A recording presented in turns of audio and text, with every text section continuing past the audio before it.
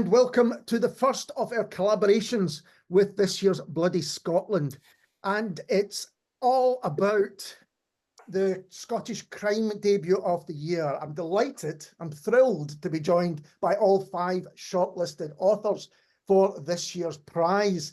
And, well, they are Suzy Aspley with her novel Crow Moon, Daniel Aubrey with Dark Island, Allan Gaw with The Silent House of Sleep, Doug Sinclair with Blood Runs Deep, and Martin Stewart with Double Proof. Hello, everyone. Hi there. Hi. Hi. So, Suzy, let's start with yourself. Tell us about Crow Moon. Okay, so Crow Moon is my debut gothic thriller, and it is set in the Trossachs and Loch Lomond National Park where I live, in a fictional village, although everybody where I live now thinks that they're in the book, which they aren't. But anyway, there are a few recognisable places, and apparently everybody's out looking for the bodies when they walk the dogs, which is fun. So it's about a journalist called Martha Strangeways, who has gone through a horrible tragedy in her life, and that her twin sons were killed in a fire at her home. Her home was linked to a local legend of folklore about a witch from the past, somebody who was supposed to be a witch who could transform into a crow. Martha's very skeptical. She was an investigative journalist and she doesn't go for any of this woo-woo stuff. But she, as a result of this tragedy, she's kind of retreated from the world. She's given up her job. She doesn't want to be the centre of the story anymore. But one day she's out walking her dogs in the woods and she comes across the body of a teenage boy who turns out to be her son's best friend. She has an older son, Dougie, I should say. And at first they think it's, a drug overdose or some misadventure that this young man has got involved in.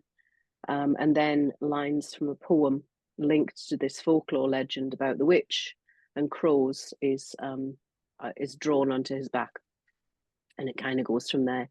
So it's kind of a story about Martha coming to terms with her grief, about her trying to find some kind of redemption. Another teenager then goes missing, and she discovers that her son was involved in some kind of a ritual that took place in the past with the boy who died and the girl who was then abducted. So it's kind of set, a lot of people have said it's got quite Scandi vibes. It's set in a remote rural community. I'm very heavily influenced by the landscape in which I live. I spend a lot of time outside trying to find places to hide bodies in the woods, walking my own dogs. I've never come across a body, but I've had some interesting finds. And it's just, it's like that paranoia, the claustrophobia of small places sometimes where everybody wants to know your business. I don't know if anybody that's either lives or has lived in a small rural community, but it can seem very idyllic, but it actually can be quite a claustrophobic place to be. So it's kind of Martha's journey. She then teams up with a police officer who again is very suspicious of her at first, but as their relationship, his name is Derek Summers, as their relationship sort of develops, he realizes that as her investigative techniques, she can get into places and find out things that he actually can't. So they sort of team up. That's probably it. Really interesting. I think we'll maybe talk about place because there are different places and across the 5 books, which I think's really interesting. And there's few in terms of eeriness in Scotland, I would say Loch Lomond and Loch Lomond side, really, there's lots going on there. I've been up there many a time. Daniel, the same to you. What can you tell us about Dark Island? Okay, so the Dark Island is set in Orkney in midwinter. Yeah, there's one. Excuse me. It's about a journalist called Freya Sinclair, who is from Orkney originally, and like a lot of people in Orkney, a lot of young people, she sort of moves away south. Develops a career as a journalist, quite a successful one, but then sort of like goes through a bit of a rough patch personally, and her and her husband sort of decide to relocate back up to Orkney, with the intention of it being sort of like a quieter pace of life. Stupidly, they decide to do this in midwinter, so middle of December when it's sort of 6 hours of daylight, and the weather isn't great. And there's a winter storm which unearths some human remains in Bay of Scale, right next to Scarabray, which is a Neolithic village right on the west coast of mainland, right on the Atlantic coast, where the Atlantic Ocean really comes in and sort of batters that side of the islands. And it's Freya's first day, and she sort of finds herself caught up in this story, which is obviously huge news in Orkney, where lots of things sort of come out of the ground in Orkney quite often. There's often lots of bones and things which are found in the ground in Orkney, but they're not always quite modern finds. So when it becomes clear that these remains are sort of like related to something that happened quite recently, rumours sort of start to fly around the islands, and Freya soon gets caught up in it. And with the way that she is, she soon sort of like finds that she can't let the story go, and there's quite a few people who would like her to, including her own boss, her own husband, and it actually gets to the point where she is unwittingly, and then a bit later maybe wittingly, revealing the next victims for a killer who sort of comes back to the islands when they're alerted to the fact that these remains have been found. So it's sort of like a question of how far should she go, basically, to get to the root of this story. And it's quite a personal one too. Freya is autistic. She's going through the process of actually getting diagnosed when she moves back to Orkney, and she's sort of throughout the whole book she's unsure. She's waiting on the official diagnosis, and she's unsure if she is or if she isn't, which is the same position I was in when I wrote it. So I found that, interestingly, the same sort of things that you get when you're in that position sort of match all the tropes of crime fiction, of a detective, sort of somebody who feels a little bit separate, doesn't quite understand themselves, has this thing that they sort of keep from everybody else, but because they don't really know how to explain it, that kind of thing. So I thought, okay, that kind of works. So that's the situation Freya's in when she gets back to Orkney. We're already hearing that the Highlands and Islands in Scotland are a dangerous place to visit, but we Oh, might definitely. go for the whole that Scotland in general is a dangerous place to visit if our fiction is anything to go by. Allan, what can you tell us about The Silent House of Sleep? Well, it's not set in Scotland, but it does have a Scotsman at the centre of it. The Silent House of Sleep is a period murder mystery. The main character is a pathologist, Dr. Jack Cuthbert. He is a Scotsman, but he's working in London between the wars with Scotland Yard. Today, we would call him a forensic pathologist, but at the time, that term didn't exist. He's a complex man. He's in his early 30s. He's very tall. He's striking to look at. He's very good at his job. But like so many other men of his generation, he has been deeply affected by his experiences during the First World War, particularly in the trenches. And as part of all, he's been left with a whole series of obsessive compulsive traits that many of his colleagues find infuriating. Moreover, he lives with the very closely guarded secret of his homosexuality. He's living at a time when the world thinks of him as a criminal, and he is so closeted that he really hasn't even come to terms himself with his own sexuality. As for the plot, the book starts in 1928 when a law student goes missing. A couple of months later, not one, but two bodies are unearthed. And Cuthbert is called in, and he has a baffling forensic puzzle to try and solve. He's working for the first time with a new detective chief inspector at Scotland Yard, and he's very keen to get on with this man and to show him what he can do. They clash a little bit at the beginning, but in time realise that they actually can work together very well. He's really trying to find an explanation of how these people died and in what circumstances. And he's working at a time when science is just having an impact on forensics. It's today we think of forensic science as very high tech, but of course you don't have to go back that far when there was no DNA, there was no this, there was no that, no nothing. He's working at a time when it's just starting to have an impact on it and change the way it's been done for many, many years before. And he's embracing that, and he's having to use every technique at his fingertips to help solve this case. However, in solving it, he uncovers a somewhat nightmarish secret from his own past. And he realizes in the end that he's actually brought more back from the war than just memories. Well, that sounds fantastic and very interesting. And having it set in a different time period as well is an interesting part. Doug, can you talk about Blood Runs Deep? Oh yeah, I can talk about Blood Runs Deep till people are sick of hearing about Blood Runs Deep, as most of my friends and family will attest. Well, test and see how we get on. Blood Runs Deep is about a copper called Malky McCulloch, who is troubled. Now, there's a theory which I ascribe to, that a lot of people's debut books have a lot of them in it. And I know that Malky is strongly based on me, but he's not me. So it's not like anybody who reads about Malky gets to know me. But Malky has suffered from low-level issues his entire life. And as myself and a few others have found since I've come out, because I talk passionately about mental health issues at every chance I get, because it's something that shouldn't be buried, shouldn't be kept secret, and it causes more damage the more it's buried.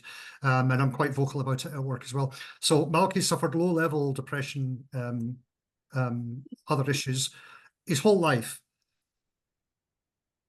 But because it's been his whole life, it's been chronic and it's been unremitting, it's done a lot of damage to him. So he now has zero self-belief, zero, he has very little faith in human beings, but he clings on to a tenuous hope that there's good in everybody, and he's always looking for the good in everybody. So he's been off work for 6 months because the death of his mother in a house fire, you don't find this out immediately, you find it out in the first few chapters, so it's a minor spoiler, but it's not a game-changing spoiler. The death of his mother in a house fire has hit him badly, and for some stupid, irrational reason, he feels responsible, even though he wasn't there and he did what he could. So he's carrying around a bundle of guilt for something he should never feel guilt about, and he knows it, and people get exasperated with him. He's called out, he's put on leave for 6 months, comes back to work to what he thinks and hopes might be a simple accidental hit and run on a young man. Two things become apparent very quickly. One, that it wasn't accidental, that it was deliberate, which pisses him off no end, because he was hoping for accidental and just dump it on road traffic and he could move on to something simpler.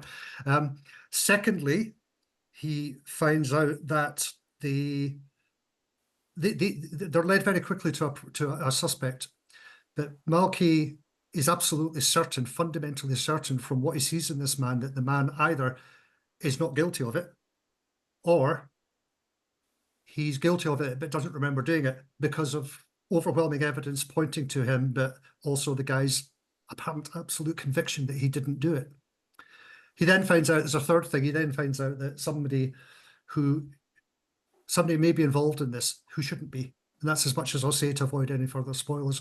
So it's about Malky. He gets himself in trouble, or up shit creek without a paddle, as he likes to say, incrementally.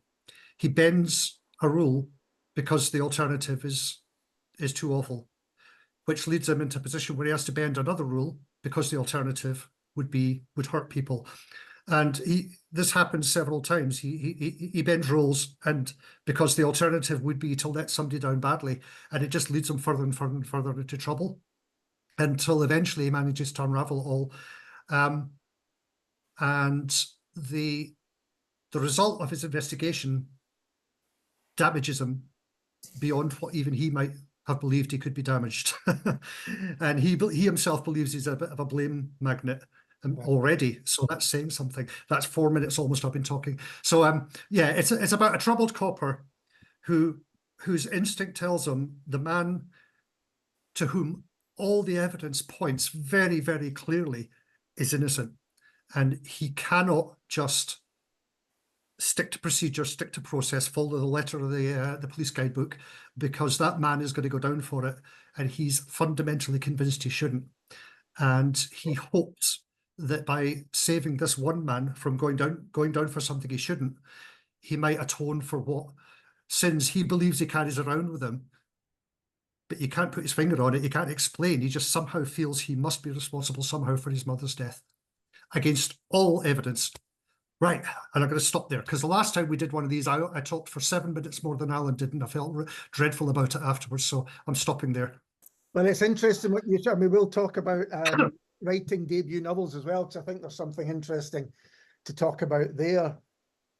Martin, I know I've asked you this question before, but could you tell us about Double Proof? Yeah, well, since you asked me the first time, I've been trying to get better at this. I was going to ask you if you've kind of updated that you.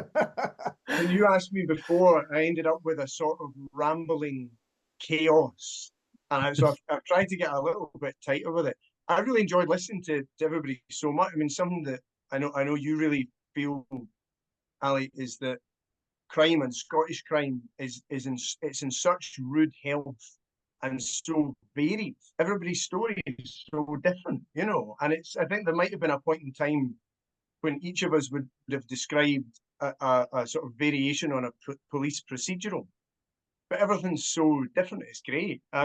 Mine is different from from everything that's gone before. It's connected to Daniel and Suzy in the my non-police or like, you know, with Alan with the forensic stuff, that he's not affiliated to the police. He's more of a sort of private investigator. He's an ex-journalist in my case.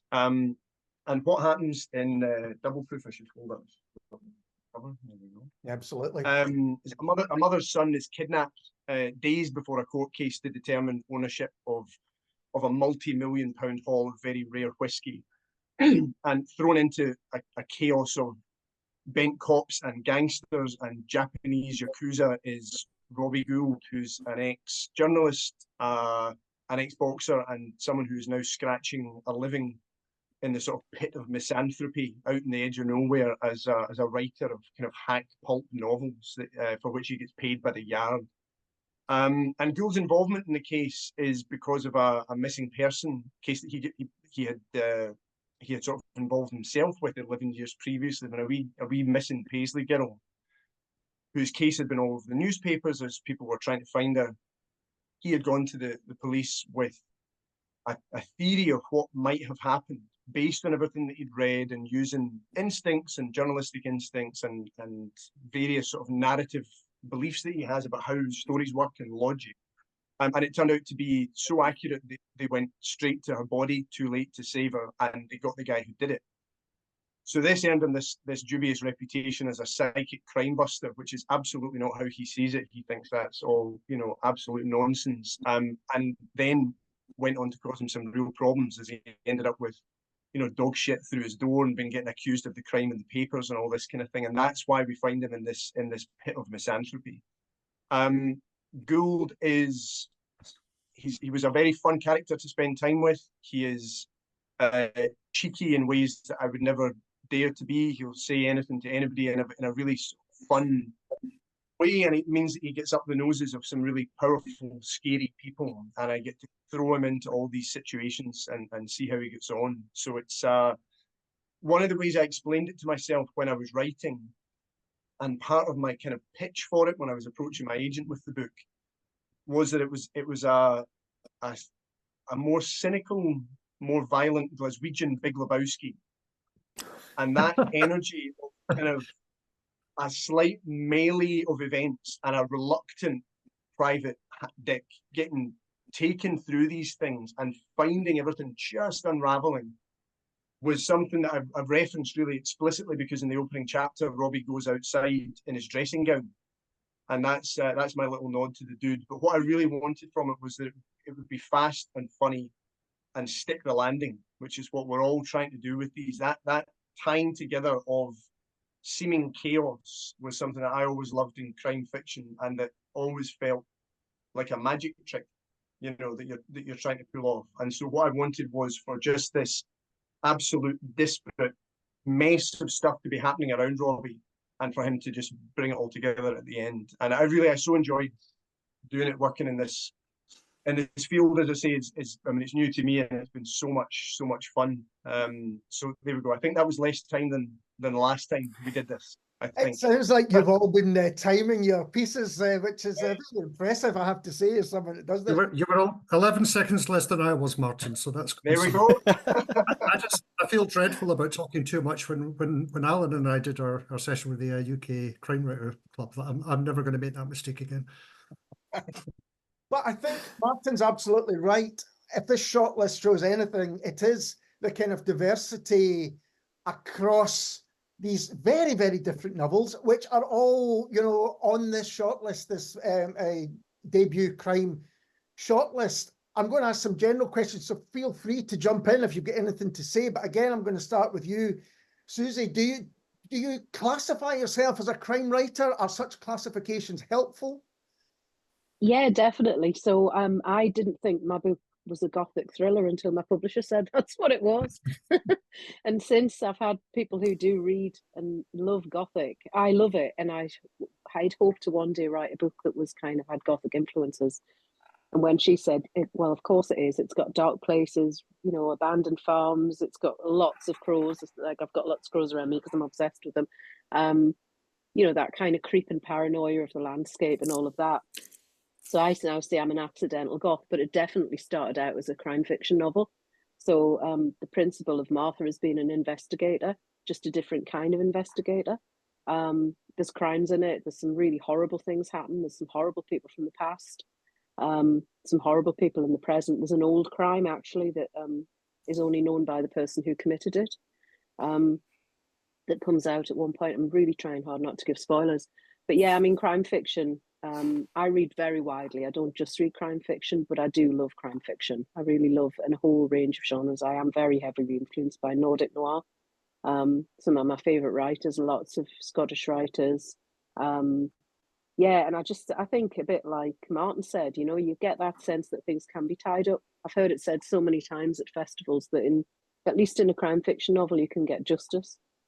Yeah. Whereas in real life, you can't. I mean, look at the craziness of the world at the moment. You know, all the mad things that are being said about people, all the horrible things that are happening, and you just feel like there is not going to be any justice. And I think in the book, on the page, you can. And it's actually brilliant as a writer being in control of that. You know, it's kind of cathartic in a way. Doug's talking about mental health, and I actually think that we can resolve a lot of things on the page because you do have some power and some control over what can happen to your characters. So yeah, definitely. I definitely feel I'm first and foremost a crime writer, and secondly an accidental goth. Is there anyone who kind of doesn't think of themselves as a crime writer that you know, yes, Alan, that's good. What would you say about it? Well, I know you probably shouldn't say this in this company, and also having been honoured by Bloody Scotland, but I really didn't intend to write a crime novel. I wanted to write a novel about a character who developed and changed through the course of the book. And because they always say, you know, write about what you know. So I wrote about pathologists because I was a pathologist. Yeah. And that was obvious, but it wasn't obvious that I would place them in the past, but I wanted to do that for reasons that were complicated, and that I didn't really want to write about the current state of the world and the current state of my subject. I wanted to think about it when it was developing. As I said earlier on, it was the 20s and 30s were when a lot of changes were happening for the very first time in pathology, and it was a very interesting, vibrant time to do it. So it obviously, because if you write about a pathologist who cuts up bodies, then you tend to end up talking about crimes as well. And of course, the wonderful thing about crime fiction is that it does allow you to place characters in very challenging situations. And I was interested in characters, as I think we all are in our books. We're interested in our main characters and the cast of characters we've created and how they develop. But sometimes you can only see that by allowing people to be challenged. And certainly crime in its varied forms allows you to see people challenged, either as the people trying to investigate it, or the people trying to unravel it, or the people who are experiencing it firsthand, the victims of the crime. So it does allow you to see people at the worst points in their life and allow you to see how they develop out of that. So that was the appeal for me. And of course, having written one and written more since, I wouldn't describe myself as a crime writer. I don't feel I've done the apprenticeship that would be appropriate for that. I haven't served my time as a crime reader and as a crime writer to call myself that, but I have created a world where crime is central. So maybe I'm on the edges of it. In slight denial, but you're among friends, so it's okay. Has anyone else got any thoughts on that about because clearly it shouldn't matter about the categorizations or whatever, but in the real world it kind of does. Suzy, you were saying your publisher kind of said, "Oh yeah, this is a crime fiction," and put it into that way. I mean, for instance, Martin, you've written children's books previously. Yep. Do you just consider yourself a writer, and this is just your latest, kind of stage? Kind of, to an extent. I mean, I think the stories are. I think ideas are kind of the easy bit. I think, and I think one of the things when you've been writing for a long time, and especially when you've been trying to publish for a long time, you develop your instincts that help you decide which ideas are good ideas and which ones endure and which ones last. Because I think I used to be very guilty of having something going, that's it, I'm going to do this thing, and I got slight tunnel vision with it, and I get better at letting ideas go. And so the ideas that come now have, for me and for the stuff that I've done previously for children and younger readers, I've been quite disparate. I've done kind of fantasy things, I've done a sort of comedy horror thing before. With this, it doesn't feel, I hadn't set my cap at thinking, right, I'm going to target this particular genre now. But I had the idea for it, and really it was the style of book that I was looking for, which was, and again, going back to my kind of pitch for it, when I'd mentioned my Big Lebowski thing, I had the bottom line, which was in bold, was Carl Hyacin meets Chris Brookmeyer, which was a lofty goal, to be sure, but it was in terms of the feel that I was going for. And like a non-police procedural, a private detective, bits of almost sort of heightened slapstick and violence and lots of swearing and things was the kind of energies that I was going for. And those are crime novels, and they sit within the kind of span of crime novels that we've been talking about. They're in a particular corner of it, and that's kind of where I was wanting to go. It was quite important to me that he not be a policeman, because I was kind of intimidated by that. I don't know anything about it, and I really like doing some research. I mean, I enjoy procrastinating a lot, and research can be such a gift for a procrastinator. But like Doug's book, I'm not sure if I said that in as Scottish a voice as is required, or if I should have gone for Doug.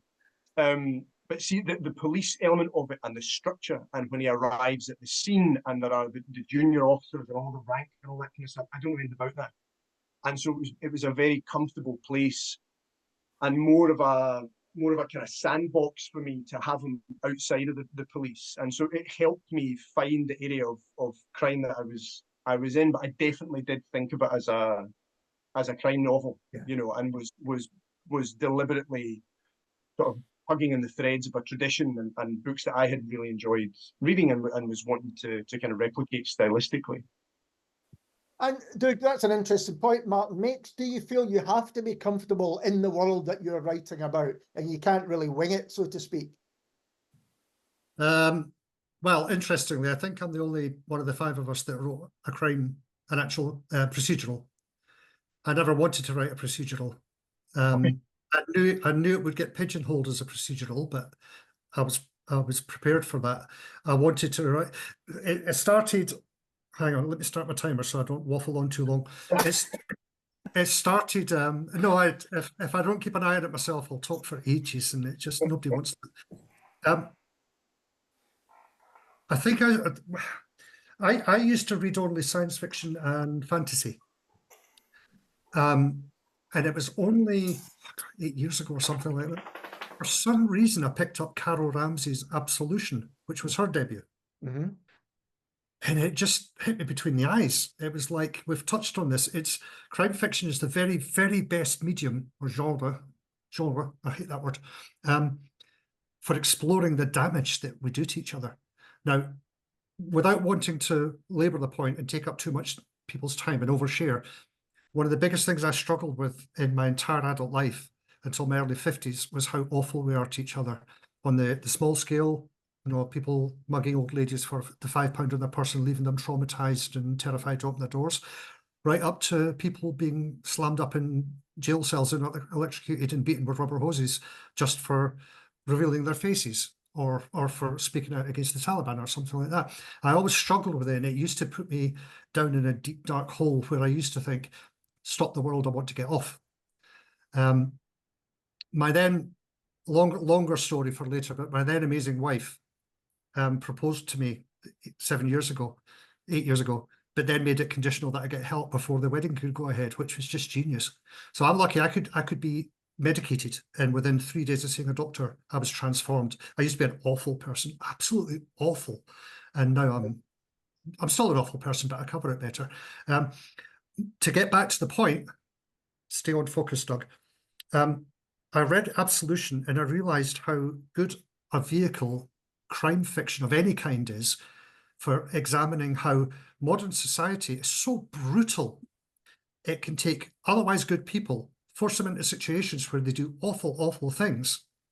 And my ambition became to write books where at the end of it, I would hope the reader would say to themselves, I can't possibly condone what that guy did, but if I was in his situation, would I have done any differently? You know, the lengths you'll go to if it matters enough, or if you're desperate enough. And then I realised how good crime fiction was. I never wanted to write a procedural, and I don't want it to be pigeonholed as a procedural. And I've had one review already where somebody said, what's all this nonsense about digressions into Malky's backstory and Steph's backstory and all this sort of stuff? Just get on with the story. And with the best will in the world, I was thinking, I've not managed to get the point of what I wanted to do across to this particular reader, because that's what it's about. So the damage that modern society does, and the rules that have been put in place to keep the little man down, and you know, the awful venal, the worst examples of us thrive, because that's always destructive behavior is always going to outweigh constructive behavior. There's love and there's heroism in all of us in the smallest little ways, but it doesn't have a chance against the shite that comes down on us from the people who have lower standards than us, lower morals than us. And that's why what I want to write. I don't want to write procedurals. I want to write books about the damage that life causes to people. 3 minutes, 30 seconds. Right, I'm going to stop there.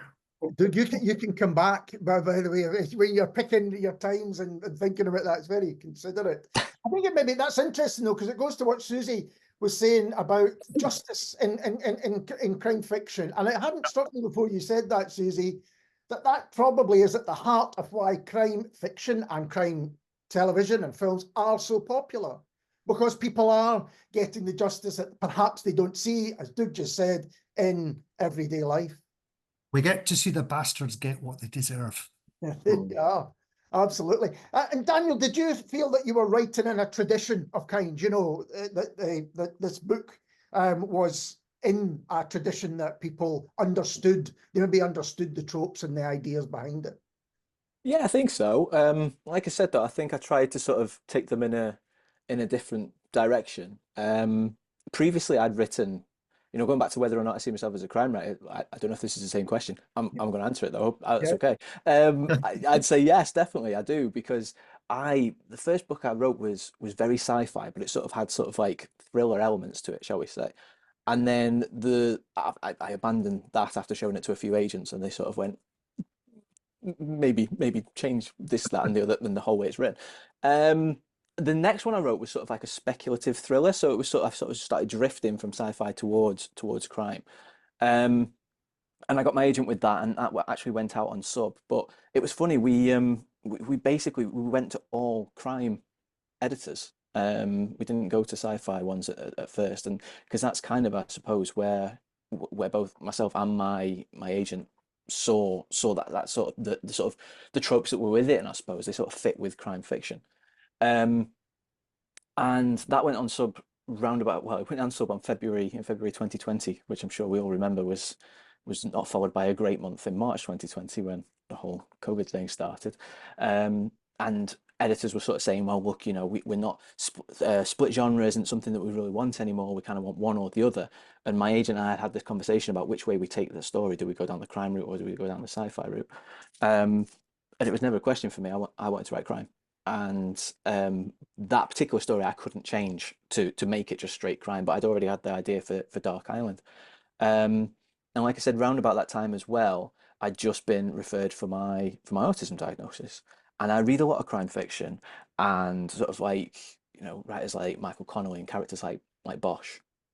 And you think, here's a guy that's sort of, he feels a bit separate from everything that's going on around him, doesn't particularly like people. His communication style isn't always the best. He can be quite blunt.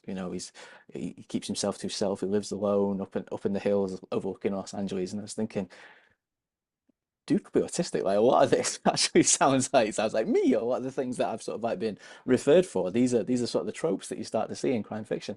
So I started thinking about ways in which I could write to those tropes, but sort of make them a little bit different. And I suppose we've all done that, haven't we? When everybody's described their books, we've said about how varied it is. So sort of like having a journalist instead of it being sort of like a city, gritty sort of city centre kind of location, taking it and putting it in a very rural, I say remote. A lot of people think of Orkney as remote, but I've never felt like it is, because when you're there, you're there. There's enough in Orkney, do you know what I mean, for it to be a place in itself. You're not far away from anyone. You're kind of there, but it's kind of viewed that way. But the sort of same kind of things apply. The way crime fiction sort of like the location is a massive part of it. I love crime stories where the location sort of like becomes a character in its own right, which happens with the Bosch stories. And so yeah, so I wanted to do all those kind of things, but I didn't want to do them in the way that they've been done before. I wanted to bring something new to it.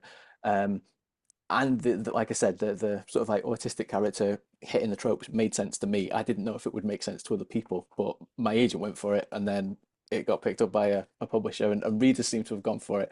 So yeah, so hopefully it makes sense. So when you start, sorry. If you don't mind me interrupting just for a few seconds, Sure. without spoilers, Dan, the way you treated Freya's the envelope, that's all I'll Right. say. No spoilers, but yeah. Just superb. Oh, thank you. All the way through, the envelope was almost a story in itself, and the way you resolved that story just blew me away, mate. Absolutely. Thank you very much. And you don't need to time yourself on this one if you want to keep going. I'm counting this all. That's 4 minutes now, and I'm just going to. That's enough. Yeah, no, we've had enough of that one. Yeah. So, Daniel, when you were going to write the book, was the theme of having the idea of having an autistic character, was that at the beginning, and then is that how you started? Yeah. Mm-hmm. Yeah, right at the beginning. Yeah. I had the idea for Freya, and I don't know. There's a lot of sort of what we'd call neurodivergent coded characters, I think, in crime fiction. A lot of characters that you read and they hit all the neurodivergent tropes. It might be autistic, ADHD, what have you. Yeah, they'll tick those kind of those boxes, if you like, of having the traits, but it's rarely explicit. You'll rarely hear that character is autistic or they have ADHD or that they're just neurodivergent in general. And as a neurodivergent person, that bugs me. When I read a character and I see myself in that character, but they're not actually saying what that is, I kind of think, well, why? Why can't we be, as Doug said, why can't we be open about these things? We need to be. There was even one book, and I do keep banging on about this, and I fear the author might sue me at some point, that was based, the author said in an interview, it was based on an autistic man that he'd read about, and he used all the characteristics of this guy and made it this detective that had all these characteristics. And then in the story, the detective's got a brain injury. And he keeps talking about how he longs to be normal and this, that, and the other. And I threw that book across the room because it really annoyed me. So I really, really wanted to write not just a neurodivergent character, but an explicit one that was somebody that was kind of like me, but explicitly so, I guess. And I didn't know if it was a risk or not, because I don't know if it's something that people particularly understand all too well, and the portrayals of autistic people in the media have been quite sort of similar. There's been quite a stereotypical sort of view. That's changing. That's definitely changing now.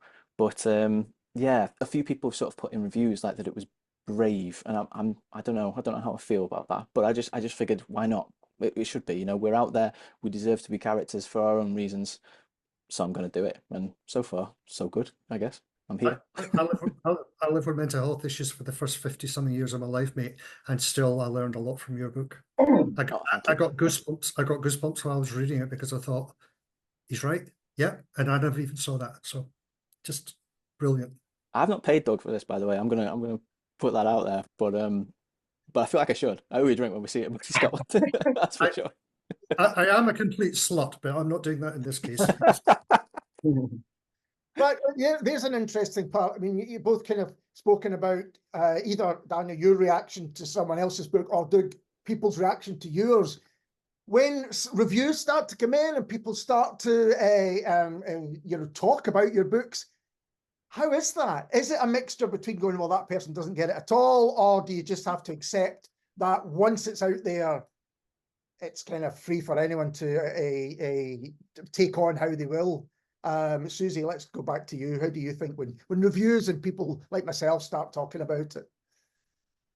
I think in my experience, I think when you're actually writing the book, it's not something you think about. And then when it's out there, you're suddenly very exposed and you kind of go, shit, you know what I mean? Because not everybody's going to like it. You know, there'll be people that absolutely hate my book. There's a lot of people who seem to really like the book. But actually, I've got a really strong belief in kindness. I think there's no excuse to be unkind. And that's a really strong personal value that I have. So if I didn't like a book, I would never, ever say, I would never go out and say that. I would try and find a way to be constructive if it's somebody that I know, because I just think, why would you do that to another human being? It's horrible. So, right. You know, we all know how bloody much hard work has to go into writing a book. You know, it took me certainly over 5 years to get my debut over the line, you know, with lots of different rewrites and everything. And I'm not saying, oh, everybody should go, that's, you know, incredible, and oh, so we should only say good things about it. Not at all. But at the same time, I sometimes think there's a bit of people don't really understand the blood, sweat and tears that has to go into writing a story. And so I would say I've had a couple of what I would say slightly unkind reviews. I had one a couple of weeks ago that was a one-liner that really, I described it as a stabby little man. And it did, I sort of let it affect me for a little bit. And then I thought, well, he didn't like it. So what? Do you know what I mean? Lots of people do, and, you know, whatever. But I felt it was quite unkind. I thought the words that he put were quite unkind, and I thought there was no need to do that. But I suppose you try and judge people by your own values, and I would never, ever write a bad review or say bad things to somebody that I thought would get to them, because I just don't think there's an excuse for it. Today I got the most incredible review from somebody who is a Gothic academic, and I was blown away. So to say, I'm just going to say ignore the bad reviews, because I think it can be very wounding, and I think that we're all kind of introverts, extroverts, and I think there's debuts as well. You know, your confidence is out there. You've exposed sort of aspects of your character that I never really thought about it. I never thought how, you know, doing all the events, you know, meeting people, just thought you're going to write a story. And, you know, I mean, I just thought, I don't know about anyone else, but I just thought my book would get published, a few folk would buy it, and then everybody would forget about it. And it's kind of, you know, I've been a bit astonished at the attention that it's had. But I just think it's really important to try and maintain that as a reader and a writer as well, because I understand how much hard work has to go into it. So, you know, we've all worked incredibly hard, and just because the story's not for you, I think there's a lot of value in recognizing what's gone into it. So sod all the bad reviews, and thanks very much for the good ones. Allan, yourself, have you had feedback that you think this person just doesn't understand what I'm trying to do? Of course. I mean, but it's part of the contract, isn't it? I mean, if you're going to publish a book, then it's no longer yours. You know, you put it out into the world. It's like sending a child off to university or going away from home. That, you know, you don't really have control anymore. And of course, people are going to love it, and of course, people are going to hate it. And quite a lot of people are going to be completely indifferent to it in the middle. But sometimes I think the the bad reviews are actually quite funny. And I think as long as you have a sense of humour and a sense of maturity about it, you can get through anything. One person wrote on Amazon about mine, said, I loved the character and I thought the story was really good, but I was so disturbed by the nature of the murder that I haven't been able to sleep, and I certainly will never be reading this person's work again. Great review. So that's fantastic. I thought it was a great review. I thought I would put it on the back of the book, because that would just appeal to some people. But you do get things like that where people obviously, it's not their cup of tea. I haven't written anything that remotely regarded as cosy. And if you want a cosy crime, then go and read Richard Osman. Don't read me. If you want, the ins and outs of doing a post-mortem on a decomposing body, then I'm your man. That's interesting. We like squelchy. Yeah, squelchy. Yes, that's right. It astonishes me actually how many people say they didn't like the crimes in it. Yeah, I know. Do you know what I mean? It's a crime fiction novel. It's bizarre. You go on to a bookshop, it's in the crime section. Go on Amazon, it's in the crime section. It might be in mine keeps getting badged as horror, although I don't think it's horror. But it's kind of, and then people go, shock horror. There's deaths in this. There were really dark things, and I'm like, what the hell? I had one that said labelled as ornithology. I had one that said we didn't find out what happened until the very end, and I was thinking, well, traditionally that is kind of when you find out with crime fiction what's happened. But what can you do? I think it is hard when the story is quite personal as well. I think that makes it harder. I didn't realize until I think publication day. Then I thought, oh God, why have I done this? Should I have written about something so personal? Because people are going to review it and they're going to have thoughts either way. And I think it is hard. Luckily, there've not been many, but there was one bad review that I got that said something like Freya, I didn't get Freya. She really annoyed me. She was really unprofessional and needs therapy. And I was thinking, well, I think most characters in crime fiction are probably quite unprofessional and need therapy. That's the fun. But yeah, that was quite hard because obviously, you know why they're saying those kind of things. And a bit like you said, Doug, as well, I'd had one, that sort of said like, well, I think a lot of this is based on the author's experience and really, they should sort of just stick to the story and not put that kind of thing in. But I suppose that's just somebody that's not quite got what it is, that you were trying to do, that you're trying to balance. Or maybe, as you said, I didn't get the balance right for that particular person, because it was something that I was thinking about as I was writing it. But on the whole, I've had a lot of reviews from autistic people, from neurodivergent people saying, I saw myself in Freya. I saw so much in Freya that it's the first time I read a character like this, and that is kind of like, it's been really humbling. It's been lovely being on Shortlist and that, but just getting that's what I wanted. Because when you go through that process of being diagnosed yourself, it is very isolating, and you don't really know, am I not, and you're not sure if your experience sort of chimes with other people. So to get those kind of reviews and hear that, people are seeing something of themselves in it, that's really good. But you are putting yourself in a very vulnerable position, I think, when you write books like this, because as Allan says, it's like having a child and sending it off into the world, and it's not yours anymore. It's for everybody else to comment on. Martin, yourself, you had the response to Double Proof. What have you found about that? Yeah, I mean, I've enjoyed the process. I think that something that's really instructive is always to look up your personal favorite book and read the 1-star reviews for something that you think is a sort of sealed work of genius, and then you read somebody tearing it apart, you think, oh wow, I mean, it's just not for you, and that always helps, I think the thing that I've responded to in a couple of reviews, I've had some nice reviews, and people find the book funny and stuff, which is great, because I've put a lot of jokes in there. So if people don't find it funny, that would be bad, because obviously, it's an in-print, out in the world version of sort of making a joke in the pub and nobody laughing then. So that's always nice, It's hard to make people laugh. So I'm pleased when people laugh. The thing that I have I've sort of bristled at a bit in a review that I had, which was overall, it was a good review, was the conflation of humor in books, in my book and in books in general, with a lack of seriousness.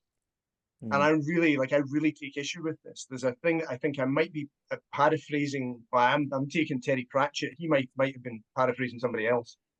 But his thing was that the opposite of funny is not serious. The opposite of funny is not funny.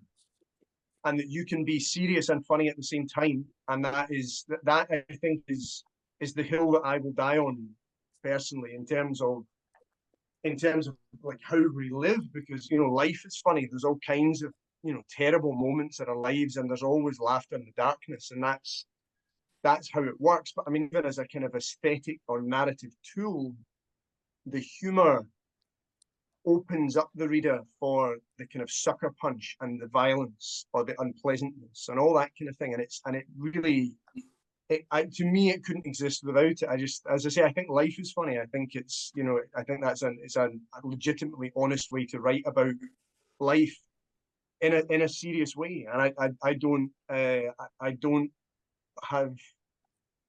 can't get on board with the idea that if something is funny, then it is unserious.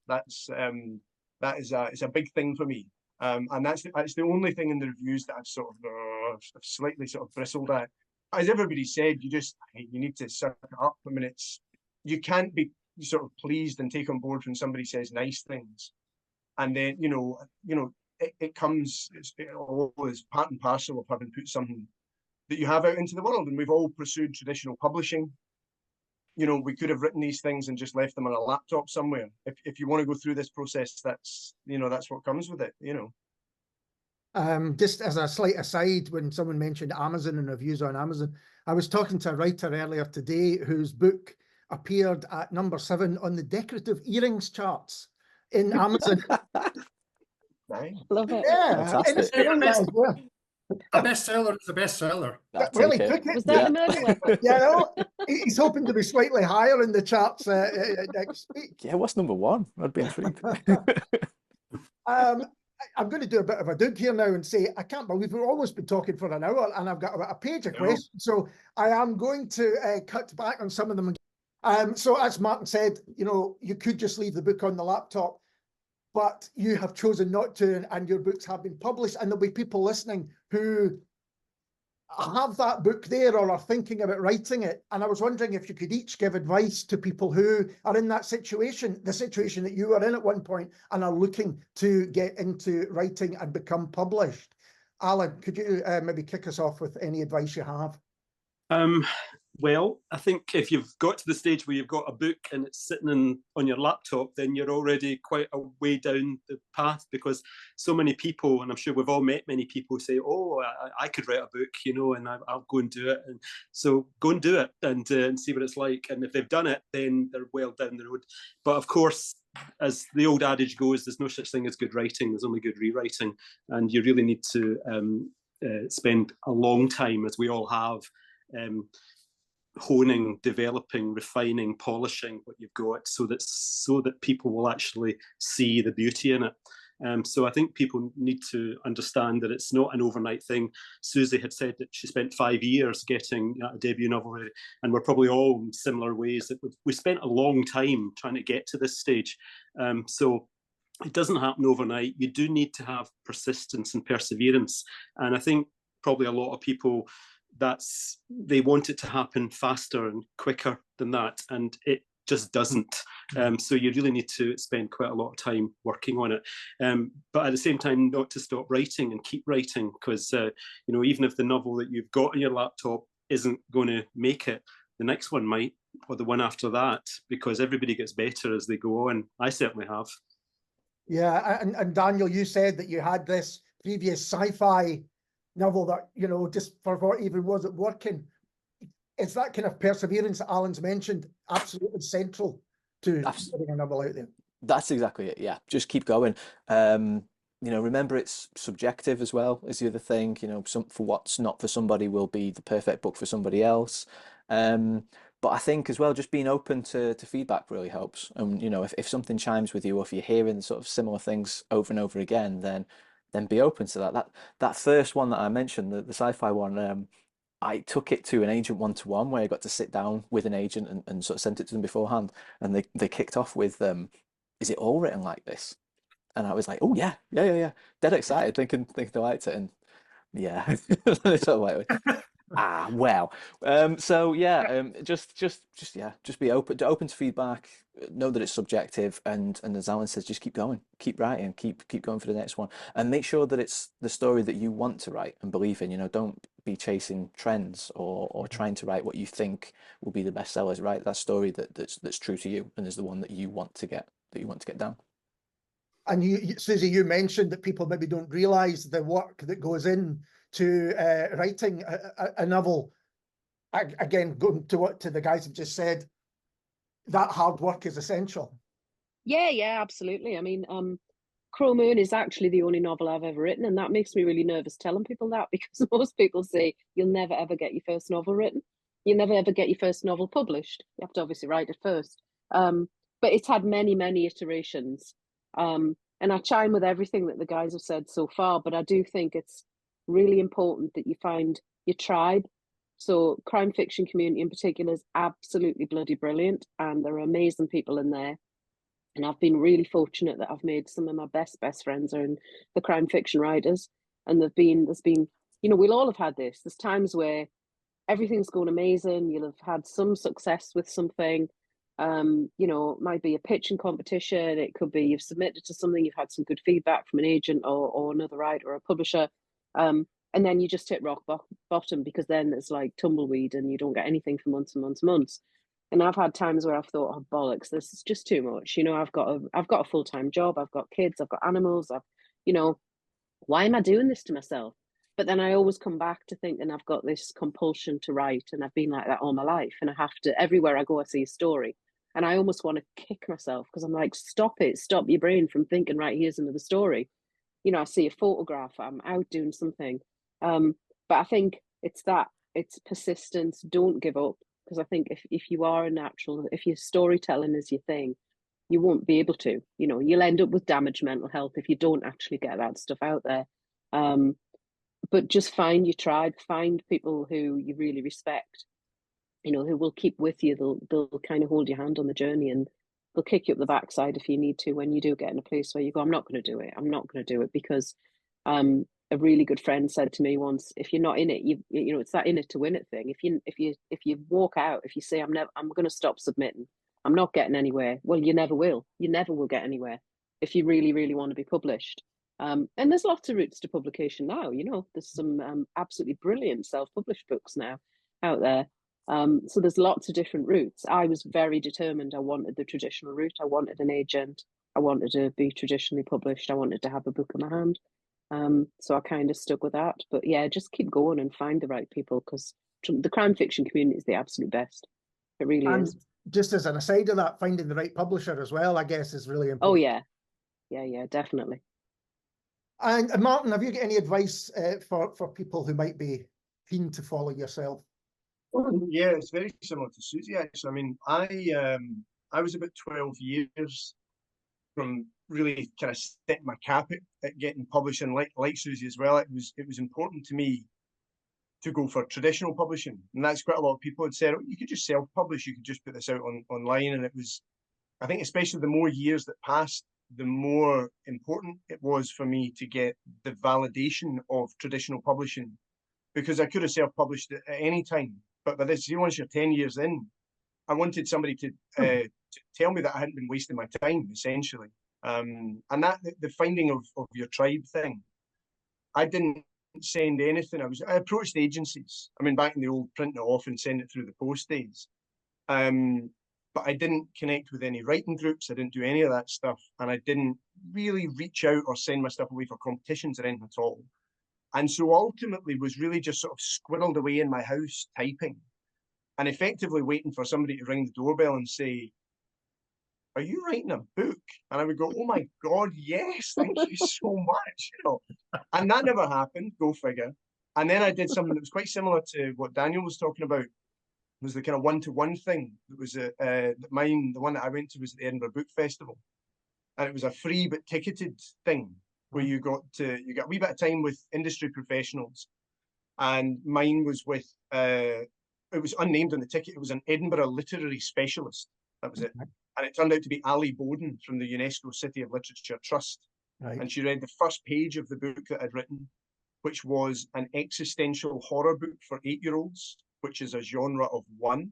And that remains unpublished. But she said, you know, hey, I like this. You know, there's this amount of this. I think you should speak to this person. You should email this group. There's a writing group in the west of Scotland, blah, blah, blah. And I left with such a kind of kick in my step, because it was like, oh, I'm going to go and do this. And the people that I connected with put me in touch with somebody else, and I entered a competition, which I got shortlisted for, and I could put that in a letter, and then I got my agent, and it was opening the door then was suddenly, there are tribes and there are people, and people are really generous with their time and encouragement. I mean, I think the Bloody Scotland crowd, they give you a sense that there's room for everybody at the table. Yeah. Which is so nice, because actually there isn't. You know, this is quite a competitive market. You know, the publishers are limited in terms of how many books they'll put out each year and all that kind of thing. You know, we're all fighting for a limited sort of pool of resources, effectively, but they don't make you feel like that. And it's been a really nice thing to connect to. Yeah, and I think you're right about Bloody Scotland and crime community, because it does feel like a community in general. You know, that people are very kind of supportive, and I don't know if that was always the case. And I know it's not the case across the arts, certainly. So that is interesting. And as well, getting kind of practical advice is something that people maybe don't know where to go and what to do. Yeah. And when you get, like Daniel says, when you get advice, take it, you know. Yeah. One of the things I got years ago from an agency when I was submitting sort of sci-fi fantasy stuff in my early 20s, the only thing from about 20 different agencies, somebody had scribbled on the thing, your dialogue isn't working. That was it. That was the only feedback. And I just thought, I mean, I clung to this like the hair of a drowning man, you know, and just really focused on it. And, you know, you get given something like that, it's great, you know, you should try and use it. Doesn't mean they're definitely right, you know, but it gave me something to focus on, you know. Was that because someone had definitely read it and definitely considered it rather than just dropped it in a bin? Absolutely, yeah, definitely. And Doug, yourself, what advice would you add to what you've already heard? Well, there's a common thread that ran through everybody who's spoken so far, and that is, don't try to do it on your own. It's a solitary activity. But your point is absolutely right. It is a very, very solitary thing, and sometimes, you know, that kind of isolation is not necessarily a healthy thing. So having a group you can discuss or talk or whatever it might be, I think you're absolutely right. Your point is well made. I learned to take something I call a leap of faith. Now, I'm completely non-religious. I'm about as unreligious as it's possible to be. But after I've been going to Bloody Scotland for 7 or 8 years on and off now, and ever since my first time at Bloody Scotland and my first time at Anwar at the bar, also actually, I was pushed up onto the podium at Anwar at the bar to read first chapter of what's now book 2, actually. And the amount of buzz I got and the amount of support I got, and people coming out and saying, Neil Broadfoot walked up to me with a look in his eye like he wanted to punch me. It was so intense. Shook my hand and he said, "You've got the juice, mate. You have got," sorry, first incident of the really bad swearing word. "You have fucking well got to be published." And I never forgot that. And Graham Smith as well, lovely bloke. He came up to me and he said, "You've got to be published." And that's continued for the 7 or 8 years. I've heard some other writers, mentors of mine, say it's all about sending the elevator back down, and that says it perfectly. Yeah. You know, we'll get our sales up there, we'll get our following and all that sort of stuff, and then we're going to meet somebody. All of us are going to meet somebody one day who's going to say, "I don't think I can do it," and we're going to say, "Stop that shite." I think the biggest enemy is imposter syndrome, or what some of us call the poison parrot. Sits on your shoulder and whispers 24/7 into you. You're shite, you're a fraud, your books are rubbish, people are just being nice. But it gets to the point where if you've got other writers, bloggers, other industry professionals, readers saying, "You can write, you can really write." I can say that without fear of sounding a bit big-headed and not myself, because we're all shortlisted for for a prestigious award. So we all are good writers, you know. Even I can't deny that anymore. Even I can't deny that I must have some talent for writing, and that goes for all of us, whatever we might think. Dan, I'm absolutely bloody certain you don't think you're a great writer. I don't know enough about the rest of you. I was thinking that when you were saying that. that, I was like, I'm not saying it about me, even though I'm sat here. Exactly. Yeah, I know what you mean. Exactly. But how far does that have to go before it becomes a kind of arrogance? How can I spent That's years true. telling myself, no, I'm not that good a writer. These people, they're all deluded. What the hell are they thinking, saying that I can write? And eventually it got to the stage where it was arrogant of me, absolutely bloody arrogant of me, to believe that I wasn't at least a decent writer, when I had so many people that know what the hell they're talking about a hell of a lot better than I ever will, telling me I'm a good writer, telling me that my story is good, telling me that my characters are compelling, you know? And I call that a leap of faith. So to get back to the question, advice I would give. Two bits of advice. One is never give up, never stop. I've had people say to me, I've had people tell me they admire me for keeping fighting, for never giving up and getting there eventually. And I feel ashamed because I maybe spend a few weeks at a time enthused in writing after a bloody Scotland or a Noir at the bar or something like that. Then I'd go back to months of sucking my thumb and, no, that's not fair. Months of not being able to believe in myself. And then something else would happen and I'd have a couple of weeks of enthusiasm and, yeah, I can do this. You know. And then I'd go back to stinky thinking again. But the one thing I'm prepared to take credit for is that I never actually gave up. God knows how many, I'm not religious, but that's, yeah, who knows how many times I said, I can't do this anymore, I'm giving it up, it's too much. I'm just gonna work my life as a corporate drone in a bank doing IT support until I'm 67 and then retire and hope that I'm still healthy enough to retire to enjoy a meager pension. I thought that loads of times, and every single time I thought, I can't not do this. Every time I thought I can't do this, it was immediately followed by, I can't not do this. I can't go back to not doing this and admitting to myself I will never do it. So never give up. Don't listen to the bastard parrot, because it's very, very effective. It knows you better than you know yourself, but it's very effective at twisting everything you hear and everything you think to trying to convince you that you're shite and you know you're shite and you should admit you're shite and accept that you're shite, and then you don't have to expose yourself as a massive fraud. So those are the two pieces of advice I'd give. Never give up, and do not listen to the bastard parrot. Listen to people like us and people at bloody Scotland that know what the hell they're talking about. They know what they're talking about. The wee fucker on your shoulder, he doesn't know anything. Ignore it. Oh, sorry. There's so much wasted potential out there. So many people could write a book, a decent book, if they would just manage to believe. So join the tribe. Join the tribe and kill the parrot. I think there's something in Yes. that. Best bloody tribe on the planet. Yeah, but I mean, it's an interesting point. Perhaps if something like this, debut prize or any prize in that sense, it is other people saying to you all, you know, you guys are good writers. We think so, and that's why you are shortlisted for this prize. I think we're going to have to call it time there. I could chat to you for hours and hours, but it's been great to talk to each and every one of you. Thank you so much for taking the time to talk to me. It's been absolutely fascinating, to be honest. Hey, thank you. It's been great. Thanks, Ali. Thank you. Thank you so much. Brilliant. I came very close to enjoying that. Well, I just wanted to say as well before we finish up, best of luck to all of you, not just in the prize, but in the future. It's like what they say apparently on school sports day now, you're all winners. So it's true. Participation medal already. Yes. Yes. And there will be another Bloody Scotland related podcast in the not too distant future. I'll see you then.